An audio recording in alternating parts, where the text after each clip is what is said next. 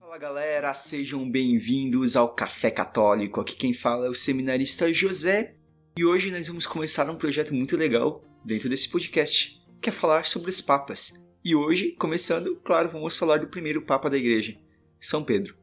Para falar aqui comigo, mais uma vez, a minha irmã, Bruna. Eu quero ver se algum papa vai bater o recorde de pontificado. É isso aí, pega o seu café e vem curtir esse episódio do Café Católico.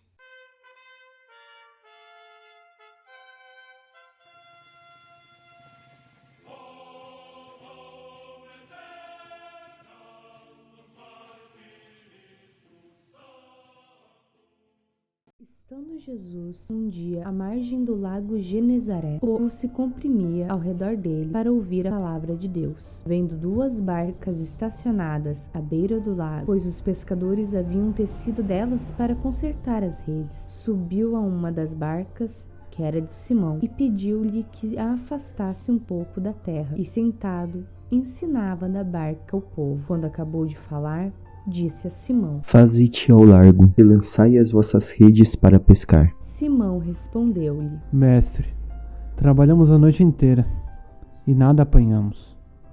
Mas por causa de tua palavra, lançarei a rede. Feito isto, apanharam peixes em tanta quantidade que a rede se lhes rompia. Acenaram aos companheiros que estavam na outra barca, para que viessem ajudar. Eles vieram e encheram ambas as barcas, de modo que quase iam ao fundo. Vendo isso, Simão Pedro caiu aos pés de Jesus e exclamou: Retira-te de mim, Senhor, porque sou um homem pecador. É que tanto ele como seus companheiros estavam assombrados por causa da pesca que haviam feito.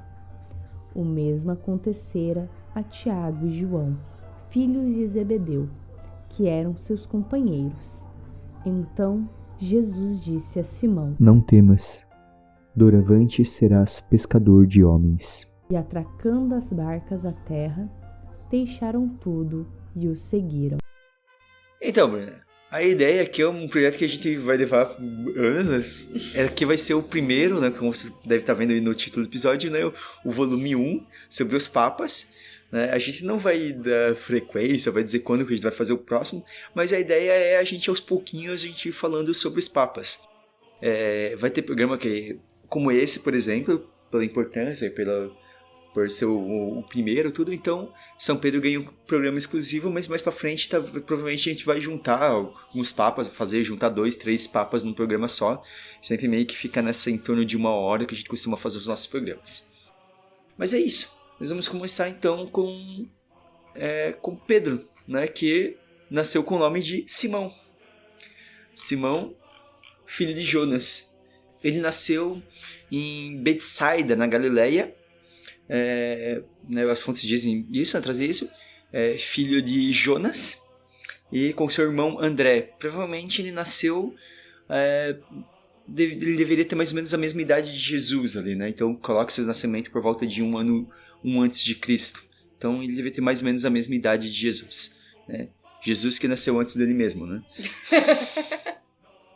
Que pra quem não sabe, as evidências trazem mais que provavelmente Jesus deve ter nascido ali pelo ano 3 antes de Cristo. Né? Então... Jesus sempre à frente de seu tempo. Mas então... Simão, né? Então a gente começa ali pelo que traz na Bíblia, né? É interessante que Pedro, ele depois de Jesus, das pessoas, ou mais, tirando Jesus, ele é a pessoa mais citada do Novo Testamento. Então isso começa a evidenciar a importância dele, né? Para a igreja, para todos os cristãos. Então só perde para Deus mesmo ali em termos da quantidade que ele é citado, né? Então, com o nome de Simão, e ele foi um dos primeiros discípulos de Jesus. Então, o chamado dele envolve um pouco, mostra que ele deve ter tido algum contato com João Batista, porque André anuncia, né, que ele havia visto o Cordeiro de Deus, que é algo que a gente vê João Batista proclamando. Então é provável que eles tinham algum contato, talvez tivessem ouvido, pelo menos André, né? Então ali há um primeiro contato, um primeiro ouvir de Simão sobre Jesus, e daí o grande chamado mesmo de Jesus que se dá na pesca milagrosa, né? Quando Jesus entra na barca de Simão, né? E ali, né, realiza o milagre da pesca. Ele acredita nas redes, né, pela palavra de Jesus, e ali então ele, diante de toda a grandeza, então ele é chamado por Jesus, que o promete que vai fazê-lo pescador de homens. Isso, né, então, os 3 evangelhos sinóticos trazem também que Pedro teve a sua sogra curada por Jesus, então o que deixa claro que Pedro era casado. E surgem muitas piadinhas. Rende muitas piadas. Inclusive, por eu ser noiva de um Pedro, já escutei piadas sobre sogra de Pedro. E é interessante que algumas lendas depois, alguns associam uma santa, que tinha sido uma mártir do primeiro século, que é Santa Petrolina, teria citada por alguns, né, posteriormente como uma filha de São Pedro. Porém, é possível que isso tenha sido só similaridade por causa do nome. Ou que talvez até ela tenha sido talvez meio que uma filha espiritual dele, não uma filha biológica. Então, existe essa questão, um pouco lendária essa questão. Mas que ele, pelo menos ele foi casado, ou quanto tempo a esposa dele viveu, isso se perde, não se tem detalhes sobre isso. Antes dele ser chamado, né, como ele fala, o Jesus entra, ele é chamado na pesca milagrosa. Então Simão, ele era um pescador, ele tinha provavelmente um negócio, né, de pesca junto do seu irmão André e de Tiago e de João e do pai dele Zebedeu, né? Então ele com seu irmão André junto Tiago e João, e depois posteriormente com Mateus, né, Levi, ele junto com Levi acabam formando o primeiro grupo de discípulos, que era uma tradição, né, dos sabinos da época de você ter 5 discípulos, né? Então meio que Jesus começa, isso é o primeiro círculo que Jesus monta, mas depois Jesus já vai expandindo, mostrando que rompe, né, com isso. Mas ali está Pedro, né? Pedro, é provável que é mostrado, é evidente na Bíblia que Jesus tinha uma proximidade muito grande com Pedro, né? Então visitando a casa de Pedro muitas vezes, né? Se hospedando, então provavelmente ele era uma das casas onde ele ficava, né? Onde quando eles passavam, era na casa de Pedro, assim como ele tinha outras casas que Jesus fica, então ele tinha uma proximidade muito grande com Pedro. Até que na Bíblia mostra em vários momentos que Jesus, ele, entre os apóstolos, ele tinha quem ele fosse mais próximo, que ele levava para momentos mais decisivos, por exemplo, a transfiguração, o Getsemane, que ele está rezando, ele leva alguns, e Pedro sempre está, né? Pedro sempre é o primeiro citado quando vai falar todos os nomes dos discípulos. Exatamente, isso está muito ligado com a falar sobre a figura de Pedro, e até por isso a gente dá um tempo maior aqui, é muito importante para a gente fazer essa ligação com a figura do Papa em si, né? Porque então Pedro é o primeiro Papa, e todos os Papas então são sucessores de Pedro, né? Sucessão apostólica. Pedro então ele está envolvido, né, nos Evangelhos em diversos episódios, né? Então não sempre citado como por todos os evangelhos, né, como acontecem, mas a não ser Lucas, 3 deles, por exemplo, citam que Jesus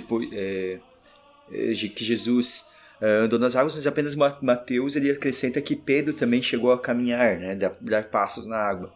Na última ceia, né, Pedro é o primeiro que tem os seus pés lavados, né, e até recusa, né, inicialmente. E Jesus fala que se não for lavado não vai ter parte consigo, e daí Pedro pede para lavar as mãos. Mas antes disso nós vamos ter outros, né, outros momentos, né, com Pedro, né? Então, geralmente, quando Jesus se dirige fazendo perguntas, geralmente é Pedro que responde, né? Pedro responde pelo grupo, né? Assim como, né, na passagem muito famosa que se liga muito, muito importante para essa questão do Papa, que é da confissão de Pedro. Que quando Jesus pergunta quem os outros dizem que eu sou, alguns dizem que você é Elias, que você é João, e eu Jesus pergunta, mas quem vocês dizem que eu sou? Ou seja, Jesus pede uma coisa pessoal e ali Pedro então toma e responde: tu és o Messias de Deus. Então, e Jesus fala, né, que então não foi a carne e sangue que te revelaram, né, mas foi o próprio Espírito. E por isso tu és Pedro, e sobre esta pedra eu edificarei a minha igreja. É importante nessa parte até, né, que é talvez o momento mais importante para a questão da gente olhar sobre o papado de Pedro, né, de como realmente ele foi escolhido para ser o líder do grupo após Jesus, né, porque o significado da palavra no original, né, ela vai criar debates, mas há um senso de que Cefas é pedra, é a rocha firme. Então, é em cima disso que Jesus vai edificar a igreja, né? Então, é em cima disso e Jesus, a pedra angular, que dá o sustento, que é o sustento. Mas a base está em Pedro. Às vezes é citado com o nome Pedro, é citado tanto como Simão, às vezes somente como Pedro, às vezes como Simão Pedro, às vezes como Cefas, né, ao longo do Novo Testamento, né? Como que eu citei, né? Que ele é muito citado, ele é citado dessas várias formas.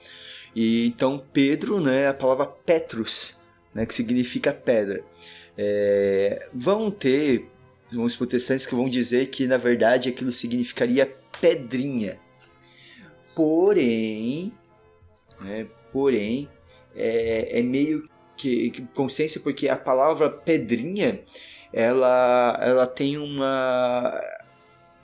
no grego ela é totalmente diferente do grego que a gente traduz para rocha, né? Então não tem como ser pedrinha, na real, é pedra mesmo, é pedra. Então, diferente da pedra angular que é Jesus, mas ela é a pedra que é a base, né? É diferente, mas é pedra. E ainda diferente do momento anterior que Jesus pergunta pro grupo, nesse momento ele nomeia Pedro, ele nomeia Simão, né? Ele fala direto pra ele, é sobre você. Não é também como, às vezes, sobre o grupo. Não, é sobre ele. Exatamente. É algo especial dado a Pedro.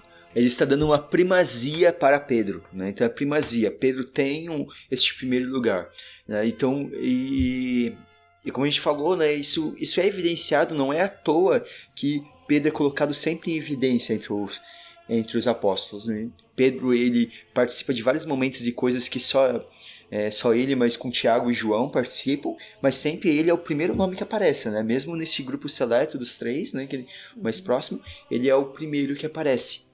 E Pedro, depois dessa confissão, né, de Pedro, Pedro ele fala, né, que vai seguir Jesus, mas Jesus também fala que ele negará. Isso é muito interessante, né?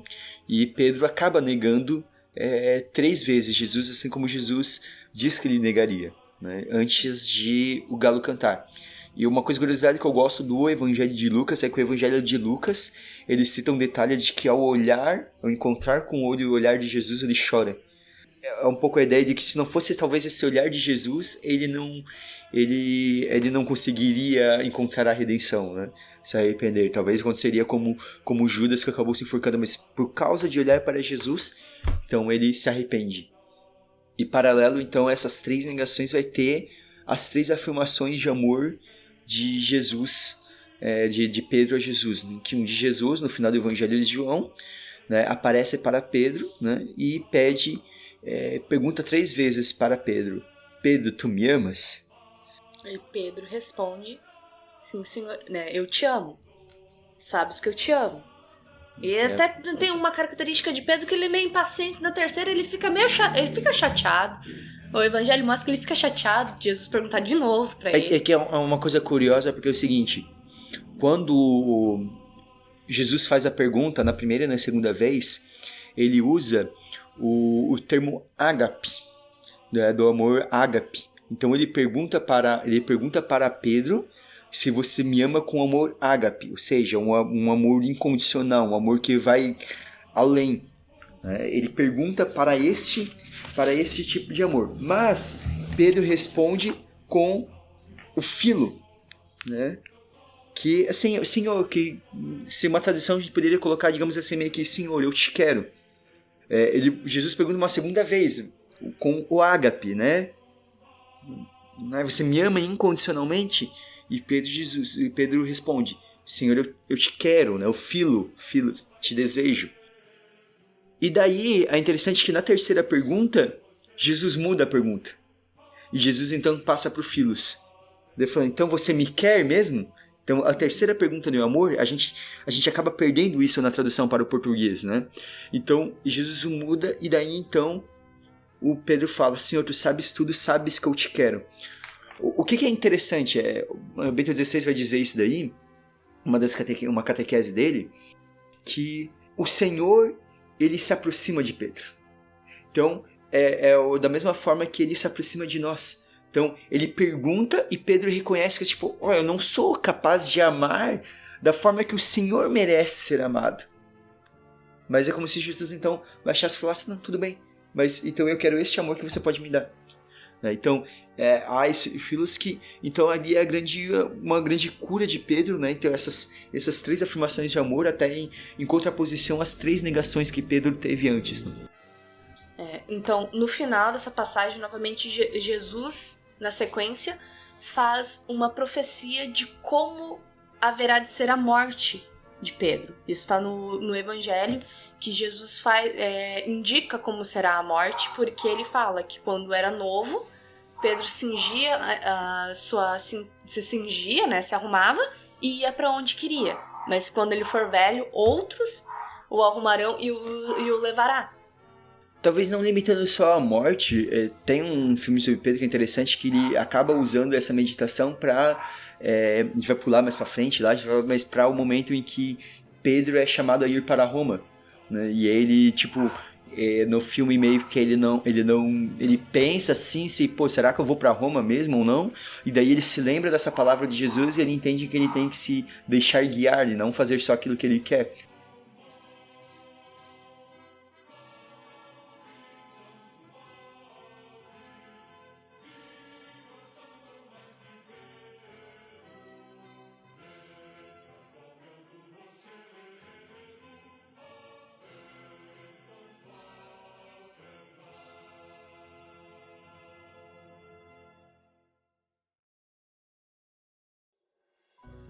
Pedro, então, ele tendo essa posição, né, à frente, né, então tem esses vários momentos no Evangelho, e daí a gente vê também essa primazia de Pedro, essa liderança de Pedro no início de Atos dos Apóstolos, porque é Pedro, por exemplo, que organiza a eleição, onde é escolhido Matias, né, que é tirado na sorte, ou seja, a gente pode dizer que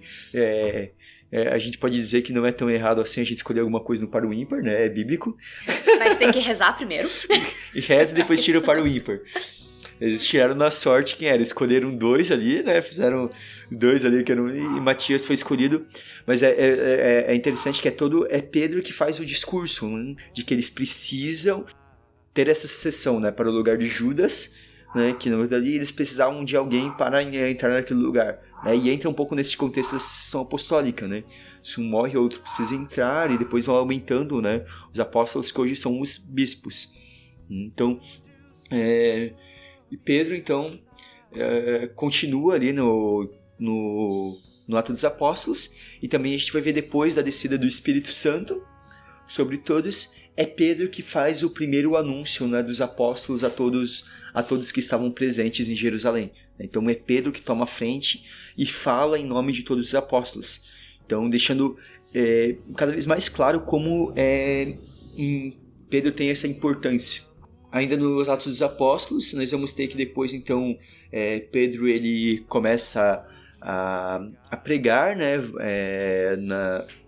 em Jerusalém, né? Então ele prega no templo, a famosa passagem onde ele cura o paralítico, né? Onde ele fala, né, que não tenho em ouro, mas o que tenho lhe dou, né? Em nome de Jesus, levanta-te e anda. Ali ele oferece, né, Jesus para aquele, e ele começa a chamar a atenção, né? O ponto que então é chamado preso, né? Chamado a se responder diante do Sinédrio, né? Onde um dos sacerdotes acaba, né, falando que se aquilo não fosse de Deus, então que eles não deveriam tentar se colocar contra. Se aquilo não fosse de Deus, aquilo morreria. Se fosse, não teria como eles acabarem, que eles não podiam se colocar contra. No primeiro momento eles são libertados, mas depois eles são presos novamente. Ele é preso, né, junto com João, né? João, isso é importante, até porque é uma questão, um detalhe que Pedro e João sempre estão juntos, né? Então é interessante, porque é o apóstolo que vai suceder, né, vai ter a liderança, e o apóstolo que Jesus mais amava, né? E também é o mais velho e o mais novo, né, juntos sempre. Então, às vezes é aquela questão, às vezes até eu particularmente eu vejo como se Pedro trouxesse João para mais perto por ele ser o mais menino. E não era também uma criança, mas pra época, né? Sim, é interessante, né? Então que eles têm esses dois lados, né? João, o discípulo amado, né? Uma proximidade diferente, mas é Pedro, né? Como o mais velho, que é escolhido para ser o líder, né? Com suas falhas e tudo, mas é escolhido para tomar a frente. Então Pedro, então ele vai tendo essas questões, né? Pedro, assim como outros apóstolos, no primeiro momento ele ainda era muito ligado às tradições judaicas, às leis judaicas, e resistente à incorporação dos pagãos, né? Ainda não conseguiu compreender totalmente a mensagem de Jesus de ir para todos os povos, né?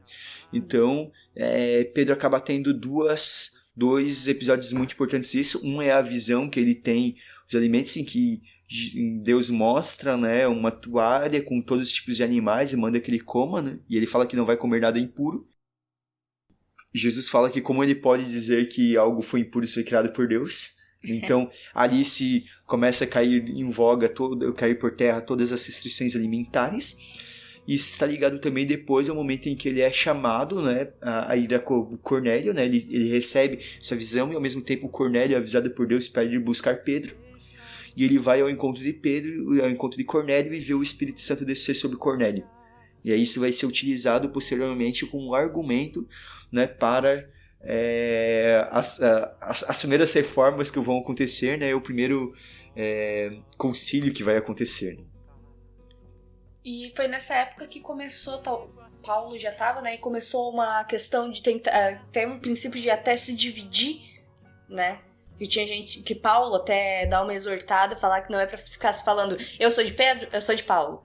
Isso, tipo, somos de Cristo. Nessa exatamente, época, né? Porque primeiro, né, então a gente não sabe exatamente como foi, a Bíblia em si não detalha muito como foi esses encontros de Pedro e Paulo, mas é provável que Paulo, algumas evidências de que Paulo, após sua conversão, ele tenha procurado os discípulos em Jerusalém para se apresentar de alguma maneira, para aprender, né, para estudar, né, e talvez tenha ali conhecido como Pedro. É interessante que Pedro ele sai de... eles começam a se dividir, né, e Pedro ele vai para Antioquia, né? Ele vai para Antioquia, onde acontecem muitos desses episódios que eu citei sobre Cornélio, tudo necessariamente em Jerusalém. E Antioquia vai acontecer, por exemplo, uma exortada de Paulo com Pedro, que é o fato de que Pedro estava querendo conviver mais com os judeus e não conviver com os pagãos. Então Paulo exorta Pedro de que ele não deveria fazer distinção, e diante de toda a discussão a respeito da circuncisão, do ingresso dos pagãos junto aos judeus, né, de ser todos cristãos, vai se realizar então o primeiro concílio da igreja, no pontificado de Pedro, que é o concílio de Jerusalém. O concílio de Jerusalém, que aparece em Atos dos Apóstolos. E daí, então, é decidido que os convertidos do paganismo ao cristianismo não precisariam adotar todas as práticas antigas da lei mosaica para serem salvos. Por exemplo, então, abole-se a circuncisão, né, por exemplo. Se tira a circuncisão, e é importante a gente lembrar que os judeus, até hoje, eles têm um código de purificação, né? Então, os judeus ortodoxos mais rígidos, né, eles, por exemplo, vou fazer só para entender o nível de purificação que é necessário para alguns momentos. Por exemplo, no casamento, a noiva chega a ter o cabelo raspado pra que chegue completamente pura ao casamento. Então Esse tipo de coisa cai a partir daí, isso. começa a cair. E também daí as restrições alimentares, né? Apenas fica expresso abster-se de comer carnes oferecidas aos ídolos, né? É porque eram as carnes de sacrifício, assim, então, porque seria impuro nesse sentido. Mas não pela carne em si, cai a ideia, então, também de a carne ser impura. Por exemplo, que é a questão do porco, né? Que os judeus não comem, que é considerado um animal impuro. Então deixa de existir a questão da impureza dos animais junto.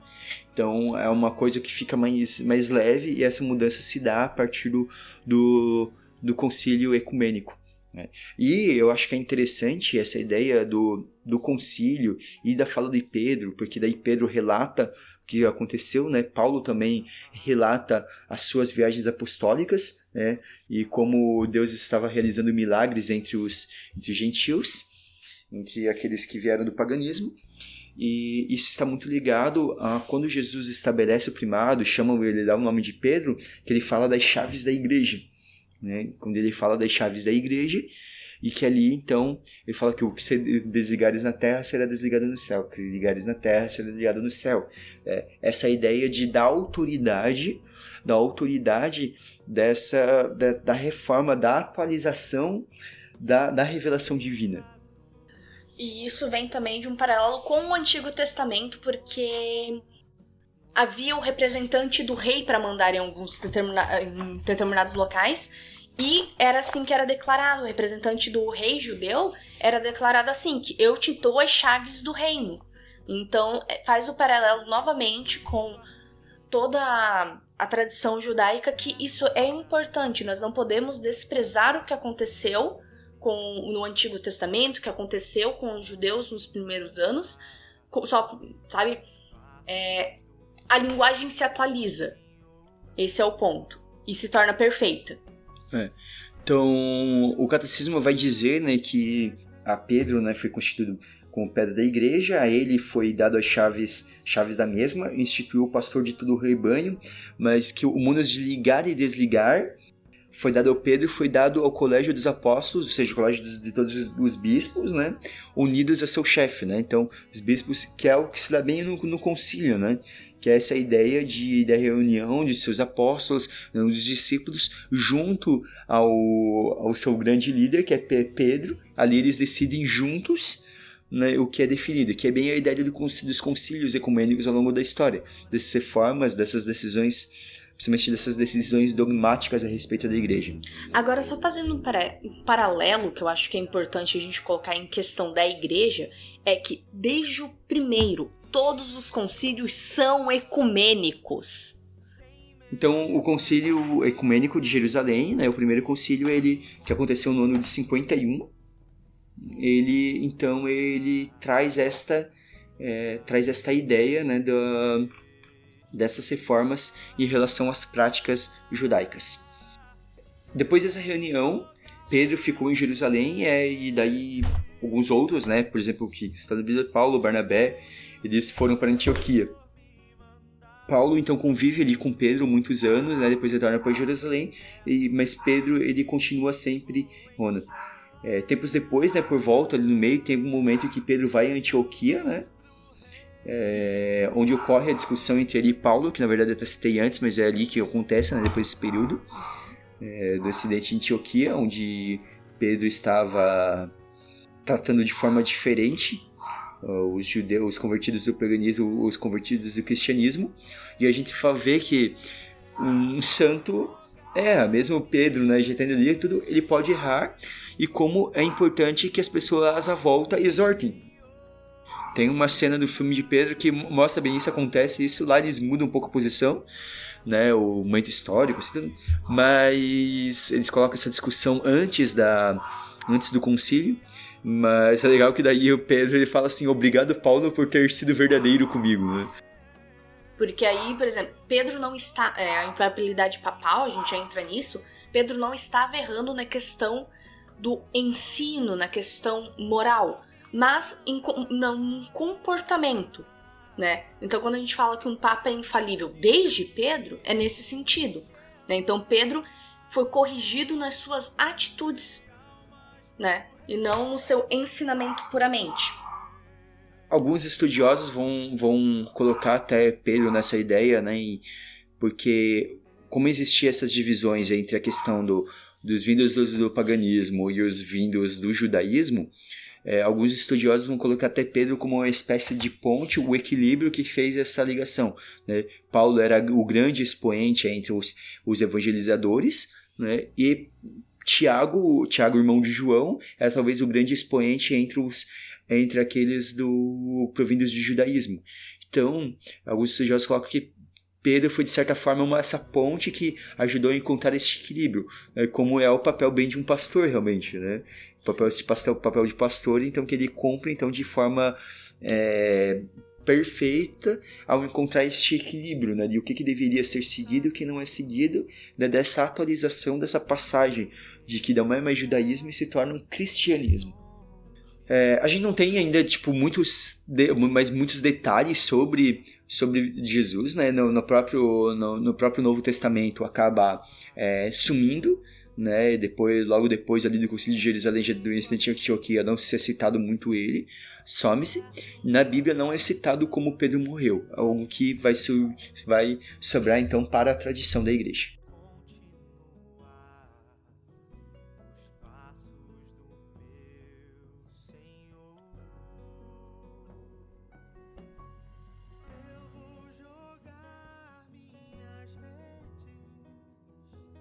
E daí assim, existem os textos apócrifos. O texto apócrifo ele foi decidido que não faria parte do cânon oficial da Bíblia, né? Inclusive o termo canônico vem por causa da Bíblia. Se popularizou por causa da Bíblia, né? O termo canônico. Em vários apócrifos vai dizer que Pedro foi martirizado em Roma, né? Existem as vertentes do como que chegou até o martírio, mas um certo consenso é que a parte do martírio realmente aconteceu. Ele foi crucificado de ponta cabeça. Existem várias historinhas dentro de vários apócrifos que vão dizer como que chegou na crucificação, né? Eu vou comentar uma delas, né? Veja bem, a parte de como ele chegou é um apócrifo, então não é uma verdade completa, mas é uma forma interessante de a gente entender o que aconteceu no final da vida de Pedro. Então, no livro apócrifo Atos de Pedro, não se confundir na parte do Atos dos Apóstolos que tem lá, que sai essa parte que é Atos de Pedro e aqui começa Atos de Paulo. Ali é só uma denominação dentro do Atos dos Apóstolos, mas existe um apócrifo que é Atos de Pedro, né? E que ele vai contar a história de, mais ou menos, né, que Simão Mago, que é citado em Atos dos Apóstolos, ele estava lá falando que ele era Jesus. Que ele tinha ressuscitado. E daí, Paulo chega nessa história. Paulo chega e diz, não, ele não é Jesus. E fica num debate de se é ou não é Jesus. Porque o Simão Mago faz alguns tipos de milagre lá. Mas porque ele, na verdade, faz ilusões. Ele, faz truque de mágica. E tá enganando o povo. E daí, ficam nesse debate, e daí Paulo fala assim, eu conheço alguém que conheceu Jesus em vida. E daí chama Pedro. E daí Pedro chega, dentro do apócrifo, com um documento pra provar que Simão Mago não é Jesus. E começam toda uma discussão, né? Até que há uma batalha de milagres entre Simão Mago e Paulo e Pedro. A questão é que ali, eu vou colocar isso porque é engraçado, interessante, né? Mas, né? Simão Mago diz que vai voar. Porque se ele é Deus, ele consegue voar. Não está errado nessa lógica. Só que ele começa a voar, só que Pedro e Paulo falam assim, não, quem está o segurando são demônios. E daí eles fazem tipo um exorcismo e os demônios vão embora. E Simão Mago cai. Só que daí ele morre. E daí eles são condenados porque mataram o cara. A parte em que a igreja, na tradição, agora é essa parte sequencial. É interessante, só para dizer assim, que talvez possa ter de certa forma esse confronto, porque além desse apócrifo, Eusébio de Cesareia, ele cita que existiu esse confronto de que Simão Mago estava fazendo algumas pessoas acreditarem nele como um deus e que houve esse confronto, mas talvez não foi exatamente nesses termos. Os detalhes ficam um pouco, mas né, a gente não acredita talvez que eles iam matar, né? Ou talvez se ele morresse, iam fazer que nem estilo Paulo quando a pessoa morre pregando, né? Que depois vai ressuscitar. Mas enfim, eu sei, né? Mas aí, agora, a parte em que a tradição da igreja aceita e que muitos vão teorizar que o anterior dos textos, as outras lendas, vão surgir a partir disso. Porque esse daí sim tem mais relatos, tudo, né, em outras línguas, então historicamente é mais confiável. Que Pedro é condenado, Pedro e Paulo são condenados à morte, e Pedro, então dá um jeito de Pedro fugir de Roma. E Pedro está a caminho, está conseguindo fazer o plano com sucesso de sair da cidade. Então Jesus aparece para ele. E Pedro pergunta, né, mestre, onde vais? E Jesus vira para ele assim, eu vou para Roma morrer pelo meu povo de novo. Meio que não... Porque eu vou morrer? Porque alguém aí tá com medinho da cruz. E Jesus segue para Roma. E Pedro, então, dá a meia volta e vai para Roma e aceita o martírio. E que daí ele é condenado à morte de cruz, e ele pede para não... Ele fala que ele não é digno de morrer igual o Senhor dele, e daí ele é colocado de ponta cabeça. Daí, você para e pensa, uma cruz de ponta cabeça? Sim, é isso mesmo. Agora, uma explosão de cabeça, a cruz de ponta cabeça não é um sinal demoníaco, como as pessoas pensam. Ele é o sinal de Pedro. E por isso que nas cadeiras do trono papal tem uma cruz de ponta cabeça. Que um daqueles sites que sempre tem é sempre uns nomes assim, a verdade te libertará, né? Você conhece a verdade, às vezes gostam de colocar como um sinal de que o Papa seria o anticristo. Mas tem nada de anticristo, isso era um sinal católico que foi... Eu não sei onde que começou isso, mas eu imagino, eu tenho a ideia, eu gostaria de fazer essa pesquisa um dia, e se alguém conseguisse ajudar a fazer isso, mas eu imagino que deve ser uma coisa mais recente, talvez de filmes, de transformar essa questão do crucifixo de ponta cabeça num sinal, no que seria um sinal diabólico, né, a perversão. Mas na verdade, ele foi sempre, historicamente... Na maior parte do tempo ele era um sinal de Pedro e visto como um sinal de humildade, porque Pedro não teria sentido a honra de ser crucificado da mesma forma que Jesus. E também para que, vamos dizer que, para que não houvesse confusão entre a morte dele e a morte de Jesus. Essa parte agora que eu vou falar, eu só comentar contigo, tá? É que eu já vi, mas eu não tenho daí, tipo, como trazer a referência oficial. Mas eu já vi, tipo, um padre explicando do porquê que a cruz de ponta cabeça é considerada algo satânico, né, algo diabólico. É porque relatos de muitos padres exorcistas ao Vaticano é que quando tem alguma cruz de Cristo mesmo, a cruz de Jesus, muitas manifestações fazem de zombaria, sabe? Mas não necessariamente colocar de ponta cabeça, mas de mexer de alguma forma com a imagem de Jesus. Sim, distorcer a imagem. Né? Então, eu imagino que tipo, foi uma zombaria que daí virou, mas daí depois, quando olham uma cruz invertida, hoje as pessoas estão mais fortes por ser uma coisa diabólica, e na verdade a cruz invertida não tinha nada a ver com isso, tá ligado? Do martírio ali é interessante porque assim, Pedro é condenado à cruz e Paulo é decapitado. Só que a questão é que Pedro, por mais que a gente coloque como romano e tal, ele tecnicamente não era um cidadão romano.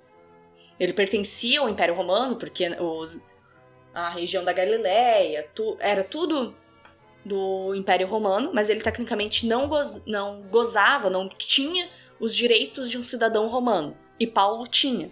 E é por isso que Paulo é decapitado e Pedro não. Pedro é crucificado. Né, tem até uma questão aí do direito romano, né, algo dos tribunais. Vão ter algumas referências disso, né? Por exemplo, Tertuliano, né, que ali no século II, século III, atesta isso, né, sobre a morte de Pedro aos moldes de Jesus, né? Pedro ele teria morrido, a data exata da morte de Pedro é incerta, mas seria entre o ano de 64 e 67. seria o pontificado mais longo da história. Daí seria entre 37 anos a 39 anos. 34 e 37. É que a data de início também é um pouco incerta, mas a data de início seria por volta do ano 30, né? A morte de Jesus. Então, meio que de 34 a 37 anos, assim. Mas, tanto que, por exemplo, se você entrar no Vaticano, não tem a data do início do pontificado de Pedro, e daí o final tá entre 64 e 67. É interessante, né, que tá ligado, né, a morte de Pedro, digamos assim, a acusação formal, ela está ligada à acusação de Nero de que os cristãos teriam incendiado Roma, né? Então, e daí Pedro, como líder, ele é preso por causa disso, principalmente, morto principalmente por causa disso, né, por causa dos incêndios. E onde que Pedro foi enterrado? Isso é uma coisa interessante, porque sempre, ao longo da história, sempre acreditou-se que a Basílica de São Pedro foi construída sobre o túmulo de Pedro. Então, assim, a partir principalmente da década de 1950, intensificaram-se as escavações, né, na Basílica de São Pedro. Historicamente, sempre acreditou-se que ele foi enterrado, né, e depois os ossos transferidos, mas que o túmulo dele estaria no subsolo da Basílica de São Pedro, que a Basílica de São Pedro teria sido construída sobre. A partir de 1950, começaram a se intensificar essas escavações no subsolo. Uma arqueóloga, a Margherita Carducci, intensificou, que chefiou a equipe, conseguiu encontrar, né, os resquícios da primeira basílica, né, e de túmulos nesse subsolo, onde hoje é o que a gente vai dizer que é chamada necrópole de Pedro. Então foram encontrados fragmentos de ossos de um homem robusto e idoso entre 60 e 70 anos envoltos em restos de tecido de púrpura com fios de ouro. Então, onde se acredita provavelmente serem de Pedro. E onde havia uma inscrição à direita do local onde foi encontrado isso, né, em grego, que eu não vou saber pronunciar porque eu não sei falar grego, mas que significa Pedro está aqui. Exatamente. Essa necrópole pode ser visitada, mas eu só fui descobrir isso depois que eu já estava na Basílica de São Pedro, porque eu já fui para Roma uma vez, e daí aqui é um pouco me achando e um pouco dando uma dica para alguém tiver a oportunidade, que assim, que depois eu descobri que é o seguinte, tem um monte de coisas específicas que você pode visitar em Roma, mas você tem que entrar em contato antes, e a necrópole de Pedro é uma delas. Eles não cobram absolutamente nada, mas eles não abrem sempre.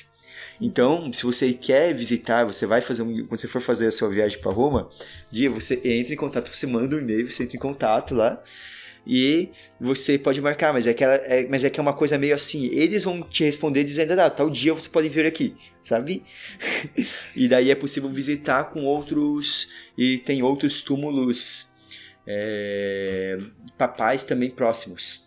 Né, alguns dos primeiros papas, como o Papa Lino, o Papa Anacleto, o Papa Varisto, que a gente vai conversar futuramente em outros programas. Ainda sobre a questão arqueológica, né, tem um outro arqueólogo que ele fez os testes sobre a alçada, né, porque isso foi testado, não foi simplesmente, né, teve todo um estudo bem sério sobre essa questão. Então, o arqueólogo Antônio Ferroa descobriu características de substâncias químicas contidas na alçada, que confirmaram que eram pertencentes a um homem que viveu a maior parte de sua vida próximo do lago de Tiberíades, na Galileia. Então, isso são coisas que ajudam a confirmar a veracidade de que é Pedro. Nós temos, né, no Novo Testamento, né, as duas epístolas atribuídas a São Pedro, apesar de que muitos estudiosos vão rejeitar de que talvez realmente a autoria tenha sido dele. Então a gente não tem uma certeza de que são escritos de Pedro mesmo. Mas ali a gente vai ter alguns ensinamentos interessantes, né? E vai ter a questão de que provavelmente a Babilônia citada é uma referência a Roma. E também as cartas, então, a primeira carta ela vai dirige as comunidades, né? Então fala um pouco do estilo de vida como povo e casa de Deus, a existência de cristã exemplar no mundo, né? O conflito com a sociedade. E na segunda carta vai falar sobre a verdade a nós transmitida a todos, os falsos mestres e a vigilância, né? Com a ideia de que Deus não tarda em agir. Então, aí nós temos um pouco então das ideias, um pouco da vida de Pedro, né? Então, aqui é pra gente ter uma ideia, pra gente conhecer um pouco. Pedro até que é um pouco mais conhecido, mas a ideia é a gente continuar essa série e depois a gente vai começar a partir, né, para outros papas, né, em programas subsequentes. Não prometemos quando será o próximo programa sobre os papas, algum dia vem. Mas eu acho que ainda esse ano ainda vem mais um programa, pelo menos sobre os papas. Provavelmente esse ano sai sobre mais algum. Mas alguns. Alguns. Porque provavelmente a gente vai dar uma aglutinada em alguns papas nos programas seguintes. Tem papados seguintes. muito curtos. Em compensação ao papado muito longo de São Pedro, tem alguns muito breves. Então, dá pra juntar. A festa de São Pedro é comemorada no dia 29 de junho. Muito ligada ao translado dos restos mortais. Mas estudos... os mesmos estudos que a gente citou, eles dataram que provavelmente a morte dele teria sido no dia 13 de outubro de 64. Então, a data da morte dele seria no dia 13 de outubro. Ele, então, foi sucedido por São Lino, né, que foi o segundo papa da nossa igreja e que nós vamos falar com certeza no próximo episódio sobre papas. É isso aí, agora vamos para as nossas dicas culturais. Eu vou gritar pra o mundo ouvir que a felicidade está aqui. Eu encontrei o meu lugar e ao seu lado quero sempre estar. Bruna, o que você tem para indicar? Eu vou indicar o livro Os Apóstolos e os Primeiros Discípulos de Cristo, do Papa Emérito Bento XVI, que nos ajudou bastante a conduzir esse programa. Se você quer ter uma diversão, procure os apócrifos, porque eu não sei como é que Hollywood ainda não adaptou, porque é muita coisa criativa. Eu vou indicar 2 filmes aqui sobre São Pedro. Um que é o filme Pedro somente, de 2005, um filme italiano, telefilme que daí mostra, ele foca a partir da morte de Jesus, né? Então ele vai trabalhando até a morte de Pedro. E tem um filme um pouco mais recente, de 2016, que se chama Pedro a Redenção, já com Pedro preso, acusado por Nero. Então ali usamos os momentos finais de Pedro. São 2 filmes bem bonitos, assim, tem as suas liberdades criativas, mas eles são tocantes, assim, nos fazem refletir. Então, Bruna, considerações finais? Nos sigam no Instagram, @café.católico, e lá nós estamos partilhando mais sobre as gravações e como tem acontecido este mês de comemoração pelo nosso aniversário de 1 ano. É isso aí. Então, divulgue este programa, todos os outros, né? Nos avalie, faça o Café Católico ser conhecido, nos deem sugestões aí de temas e até o próximo Café Católico.